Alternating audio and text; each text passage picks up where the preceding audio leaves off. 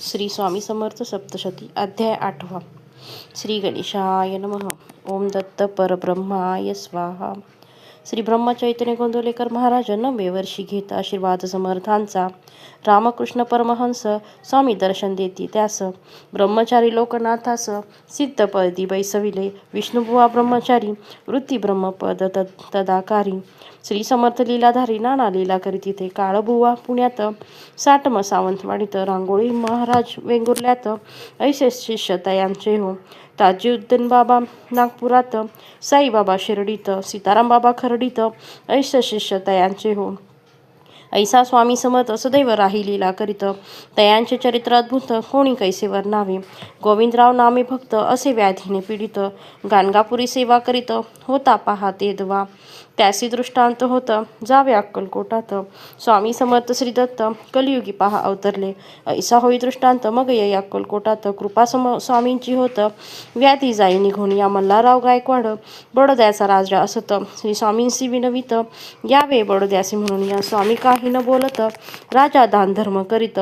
सुवर्ण रौप्य अर्पित प्रसन्न करण्या स्वामींसी प्रयत्न करी बहुत परी स्वामी न जात. निराश होऊनी परतत बडोद्यासी माघारा. जाऊनी दरबार भरवित विडा तेथे ठेवित. म्हणे जो कोणी स्वामींसी आणत त्यासी जहागीर देईन मी. एक विडा उचलित म्हणे मी स्वामींसी आणीत. ऐसे म्हणून येत अक्कलकोटा माजरी. येऊनी अक्कलकोटात स्वामीसी धन अर्पित. सेवकांना दान करीत प्रसन्न करण्या स्वामींना. मग हळूच पुसत चला म्हणे बडोद्यात. स्वामी काही न बोलत उगेच बसून राहती बैसोनी या. 1 महिना राहत प्रयत्न करी बहुत. अंती निराश होत जाई परतुनी माघारा. ऐसे अनेक दरबारी करीती अक्कलकोटी वारी. बडोद्यासी न्यावे अंतरी हेतू धरून येती ते. प्रतिवर्षी प्रयत्न करीत विडा उचलून येत. अंती निराश होत ऐसे पहा होत असे. राजा दरबार भरवित आणि विडा ठेवित. सर्व दरबाऱ्यांचे म्हणत श्रोते तुम्ही अवधारा. स्वामी समर्थ भगवान येथे आणावे म्हणून. बहुत वर्षे प्रयत्न करून निराश आम्ही झालो. जो कोणी समर्थांस घेऊन येईल बडोद्यास मोठी जहागीर त्यास देऊ आम्ही निश्चय. ऐसे जाहीर करत तात्यासाहेब उठत म्हणे मी आणतो समर्थांस म्हणून विडा उचलला. राजाशी आनंद होत द्रव्य देई बहुत. अक्कलकोटासी पाठवित लव्या जमा सहित हो. तात्यासाहेब अक्कलकोटासी येत सेवकासी अन्न वस्त्र देत. चोळपासी द्रव्य देत सुंदराबाईसी तैसेची. सेवकाईसी वश करीत सर्व सेवक स्वामींसी म्हणत तात्यासाहेब खरा भक्त जाऊ आपण बडोद्याला. कराव्या स्वामींसी प्रसन्न नित्य करी अन्नदान. गरिबांसी वस्त्रदान स्वामी हस्ते करीत असे. 4 मास ऐसे चालत परी स्वामी न काही बोलत. म्हणून चोळपासी म्हणत तात्यासाहेब अवधारा.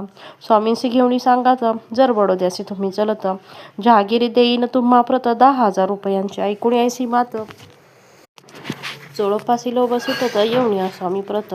हात जोडणी विनवितो स्वामी तुम्ही बडोदा चलत मज मोठी जहागिरी मिळत. ऐकून स्वामी म्हणत नाही भक्ती तेथेवरी. भक्ती नसवा भगवंत कैसा जाईल तेथ. ऐकून निराश होत तात्यासाहेब तेथवरी. तात्या आणि सर्व भक्त बैसून विचार करीत श्री स्वामींसी बडोद्यास न्यावे कैसे उचलून. सर्व मिळवणी ठरवित स्पेशल ट्रेन करावी म्हणत. स्वामींसी घालून महिन्यात ट्रेनमध्ये ठेवावे. ऐसे करिता अकस्मात स्वामी काही करू न शकत. ट्रेन सरळ थांबत बडोद्यासी जाऊन या. ऐसा विचार ठरवत भाडणे रेल्वे ठरवत स्वामींनी 20व्या महिन्यात म्हणून प्रार्थिती स्वामींना. स्वामी चला राजवाड्यात. चला स्वामी खास बागेत. स्वामींनी 20व्या महिन्यात म्हणून पाहते विनविती. परी स्वामी टाळत नाही बैसती पालखीत. ऐसे 4 दिवस जात काय करावे कळेना. एकदा बैसता पालखीत नेऊ रेल्वे स्टेशनात. असा विचार करीत सेवक तेथे बैसले. चोळप्पा स्वामींसी विनवित. बाळप्पाही स्वामींसी म्हणत. सुंदराबाई सांगत बसा पालखीत म्हणून या. ऐसे गेले 4 दिवस काय आले समर्थ मनास. जाऊनी बैसले पालखीत. भक्त उचलती पालखी उचलणी त्वरित पळत रेल्वे स्टेशन गाठत. स्टेशन जवळ येत मेना हलका लागत असे म्हणून भूमीवर ठेवित पडदा उघडून पाहत. स्वामी अदृश्य होत पाहुणी विस्मय सर्वांना. अदृश्य होणी समर्थ कोठे गेले न कळत. होणी सर्व दुःख करीत काय करावे कळेना. एक पोस्टमन इतक्यात जेऊर गावाहून येतो. तो सांगे सेवकाप्रत स्वामी तिकडे आहे ती येथोनी 2 मैलांवर जेवर गावच्या वाटेवर समर्थ एका शिळेवर बैसलेले पाहिले मी. ऐसे भक्ता सांगत भक्त जाती धावत पाहुणी स्वामींचे तेथ क्षमा मागती सर्वही बैसोनिया पालखीत अक्कलकोटासी आणीत तात्यासाहेब बडोद्यास निराश होऊन जातसे अनेक ऐसे यत प्रयत्न करीत परी स्वामी बडोद्यास न जात ऐसा स्वामी समर्थ राजा असही मानेना दरबार यशवंतराव त्यासी पाठवा मल्हारराव बडोद्यासी चलावे म्हणून प्रार्थी स्वामींना त्यासी पाहता क्रोधित होती समर्थ अकस्मात बेड्या ठोका म्हणत समर्थ तेव्हा जोराने 3रे दिवशी हुकूम येत जाई बडोद्यासी परत बेड्या हाती पडत शिक्षा त्यासी होत असे ऐसा स्वामी समर्थ सद्भक्ता हवे ते देत मृगरा दंड करीत ऐसा महिमा त्याचा वटवृक्ष नवे कल्पवृक्ष आजही तेथे साक्ष देत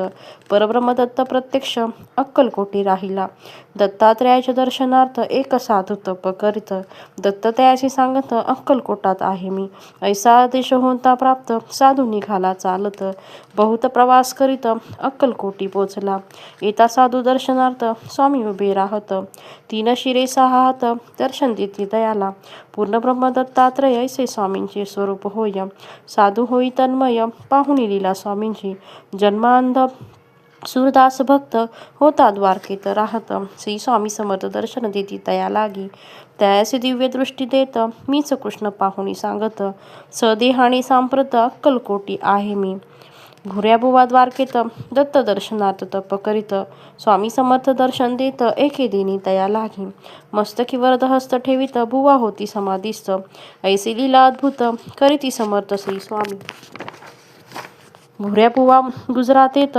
समर्थांचा प्रचार करीत लोक देती दर्शनार्थ दूरदुरुनी स्वामींच्या ऐसा स्वामी समर्थ ज्या जे हवे ते देत कल्पवृक्ष तेथे असत अक्कलकोटा माझारी कुलकरी नामे दत्तभक्त उदरवेथने असे पीडित गाणगापुरी मास 7 सेवा करीत राहिला त्यासी होई दृष्टांत जरी परब्रह्म भेटत व्याधी जाईल निश्चित परब्रह्माच्या दर्शनाने होऊन या जागृत म्हणे परब्रह्म कोठे राहत जे योग्यांसेही न भेटत मजला कैसे भेटावे पुन्हा दृष्टांत होत अक्कलकोटा जावे म्हणत तेथे परब्रह्म साक्षात स्वामी रूपे राहत असे अक्कलकोटा येई भक्त पाही परब्रह्म साक्षात तत्क्षणी होई व्याधीमुक्त ऐसा महिमा स्वामींचा त्यांच्या लीला अनंत कथा त्यांच्या अनंत महिमा त्यांचा अनंत कोणीवर कैसा वर्णावा अध्याय 8 श्री दत्तात्रेय चरणार्पणमस्तु शुंभवतु श्रीरस्तु श्री स्वामी